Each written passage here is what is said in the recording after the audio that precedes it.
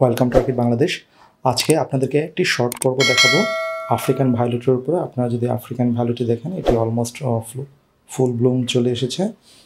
তো African violet খুব popular একটি হাউস প্ল্যান্ট এবং এই প্ল্যান্টটি আরও পপুলার করেছে উইচার টিভি সিরিজে। আপনার উইচার টিভি সিরিজে যদি দেখেন যে যেখানে এল্ডার ব্লাড পড়ে, ওইখানে আপনার ফেইনউড নামে একটি প্ল্যান্ট হয় এবং ওর থেকে বোঝা যায় যে যার ব্লাডটি পড়েছিল সে এল্ডার ব্লাড ছিল।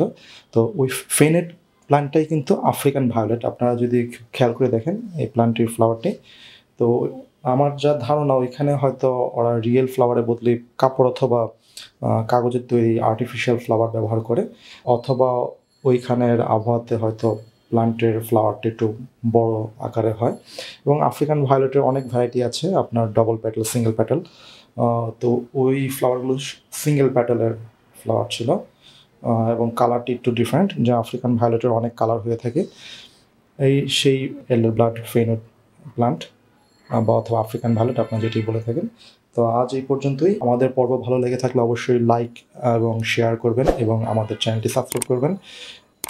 আর কোনো প্রশ্ন থেকে থাকলে অবশ্যই আমাদের ফেসবুক পেজ অথবা আমাদের ইউটিউব কমেন্ট বক্সে লিখে জানাবেন। ধন্যবাদ, ভালো থাকবেন।